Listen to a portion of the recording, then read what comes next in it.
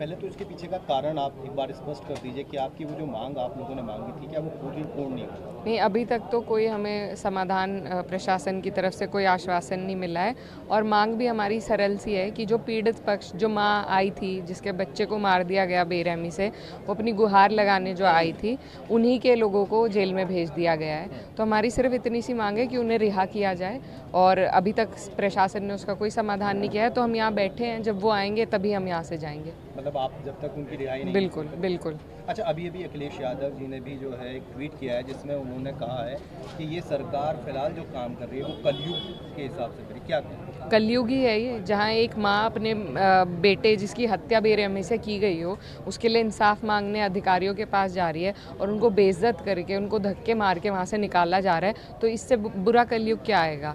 और यही सरकार है जो लॉ एंड ऑर्डर की दुहाई देती है। आज इनके अधिकारी, एक बुजुर्ग माँ जो पीड़ित है, जो परेशान है, वो अपनी गुहार लेकर आई, उनकी नहीं सुन सकते। एक जनप्रतिनिधि, इलेक्टेड जनप्रतिनिधि के साथ वो वहाँ पहुँची हैं, तो आम जनता तो इनके दर तक पहुँच ही नहीं पाएगी।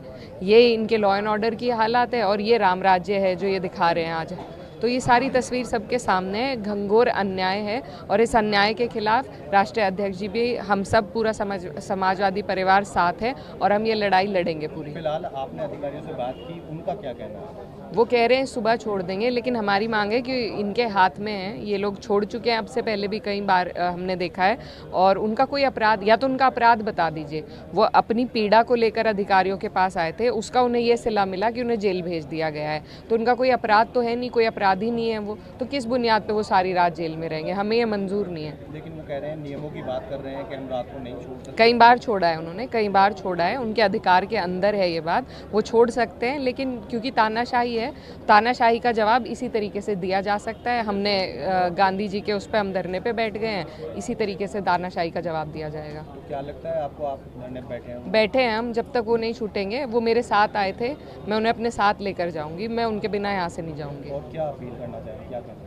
यही मैं, सब लोग देख रहे हैं, यही कहना चाहती हूँ कि आज ये उस समाज के साथ हो रहा है जो हमेशा से भाजपा का सपोर्टर रहा है, और जिन लोगों को पीड़ा थी वो लोग भी खुद भाजपा को आज तक वोट देते आए हैं। कश्यप समाज के लोग हैं, क्या वो गरीब हैं इसलिए उनके साथ ये नाइंसाफ़ी हो रही है? पीडीए के हैं इसलिए नाइंसाफ़ी हो रही है? क्या वजह है कि आज वो अपनी गुहार भी अधिकारियों तक नहीं ले जा सकते, कि उनके दरवाजे तक जाना भी, डीआईजी के गेट पर खड़ा होना भी उन्हें मंजूर नहीं है? एक पीड़ित माँ, वो रोते हुए वहाँ से बाहर निकली है, क्या उसके दिल पे बीत रही होगी, जिसके बच्चे को आज तक इंसाफ नहीं मिल पाया? तो हम, और तो कुछ, हम सिर्फ उनसे आश्वासन लेने गए थे कि वो निष्पक्ष जांच का आश्वासन दे, वो तक नहीं दिया गया। तो क्या कसूर है इन लोगों का? इस तरीके से इनकी प्रताड़ना होगी क्योंकि ये लग के एक पार्टी को, एक विचारधारा को वोट दे देते हैं। इनकी कोई सुध नहीं लेता, ना सरकार लेती है, ना अधिकारी लेते हैं। तो आज ये बात सबके सामने है, और राजनीति की बात नहीं है ये। अब से पहले भी यहाँ पर प्रशासन के साथ मेरी भी पहले भी एक वाक़या हुआ था, लेकिन हमने उस टाइम, क्योंकि मेरा पर्सनल मामला था, हमने कुछ नहीं किया। आज एक माँ की बात है, जिस माँ ने अपने बच्चे को खोया है, जिसके बेटे को बेरहमी से मारा गया है, वो किसी भी समाज से हो, वो मुस्लिम हो, हिंदू हो, जाट हो, गुज्जर हो, कश्यप हो, किसी भी समाज से हो, अन्याय अन्याय है, और अन्याय के खिलाफ हमारी ये लड़ाई है। विपक्ष भी, जो भाजपा है, वो कह रहे हैं कि अगर कश्यप समाज के ना होते तो शायद इतनी राजनीति ना हो। देखिए, 20-25 दिन हुए हैं जब से वो बच्चा, वो लड़का जिसकी बेरहमी से हत्या कर दी गई, 20-25 दिन।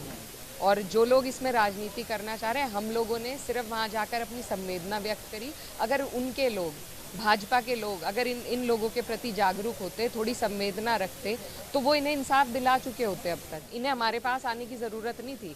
20-25 दिन गुजरने के बाद जब इनकी कहीं सुनवाई नहीं हुई, तब ये मेरे पास आए, और मैंने इनसे कहा कि मैं आपको लेके चलूँगी, जहाँ आप कहोगे मैं लेके चलूँगी। ये मेरा फ़र्ज़ भी है। मेरे लिए मेरे सभी लोग, चाहे उन्होंने मुझे वोट दिया है या नहीं दिया है, अगर उनके साथ नाइंसाफ़ी है तो वो मेरे साथ नाइंसाफ़ी है। मैं उन्हें लेकर गई और उनकी बात कराई, तो ये सिला हमें दिया। इस तरीके से हमसे बात की गई। एक बुजुर्ग महिला रोते हुए दफ्तर से बाहर निकली है। ये दस्तूर है, ये कानून व्यवस्था है इनकी। तो इसमें कोई राजनीति की बात नहीं है। हम वहाँ से चुपचाप निकल गए थे, तानाशाही करते हुए उन पर कार्रवाई की गई, उसके बाद हम यहाँ पर आए हैं। हम लोग जा चुके थे वहाँ से, लेकिन फिर से उन लोगों को पकड़ के मुझे महिला थाने भेजा गया, उन्हें दूसरे थाने भेजा गया, वहाँ से उनको जेल में भेजा गया, हमें धोखे में रखकर। तो जिस तरीके से धोखा इन लोगों ने करा है, उन पे तानाशाही करके पीड़ित पक्ष को जेल भेजने का काम किया है, इससे बड़ा अन्याय हमने नहीं देखा होते हुए, और इस अन्याय के खिलाफ हम लड़ते रहेंगे। सूचना ये है प्रशासन की ओर से कि आप लोग वहाँ पर लोगों को इकट्ठा करने की कोशिश कर रहे थे, जिसके बाद जाम लगना और अन्य जो कानूनी। हम केवल, वीडियो भी है वहाँ की, हम केवल 5 से 7 लोग थे और वहाँ हम पार्किंग की जगह पर खड़े थे, हम रोड पे भी नहीं थे, उसकी भी वीडियो है। हम वहाँ से जा ही रहे थे, हमें डीआईजी साहब ने ही कहा था कि दूसरी एप्लीकेशन दे दो। उस एप्लीकेशन की बात अगर डीआईजी साहब ने उन्हें अपने कमरे से बाहर निकाल दिया तो हम तो उनसे बात करके जाएंगे ना, उनकी तसल्ली करेंगे। प्रशासन के पास हम तसल्ली के लिए ही गए थे, वो तो वो कर नहीं पाए।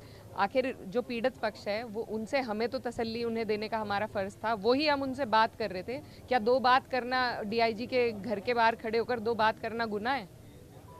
हम वहाँ सिर्फ 5 से 7 लोग थे, आप वीडियो उठाकर देख लीजिए। आप कसूर बताइए, अगर हम कसूरवार हैं हम सज़ा के लिए तैयार हैं, लेकिन हम कसूरवार बिल्कुल नहीं है। ये सरासर तानाशाही है और इस तरीके से आज इनके साथ है, कल को किसी के भी साथ होगा, और ये अन्याय हम सब देख रहे हैं, इसलिए सब यहाँ पर एकजुट हैं कि आज उनके साथ है, कल को हमारे साथ यही वारदात हो सकती है। तो कोई कहाँ जाएगा, किसके पास अपनी गुहार लेकर जाएगा? तो आज इस अन्याय के खिलाफ हम यहीं बैठेंगे जब तक हम अपने लोगों को, जिनको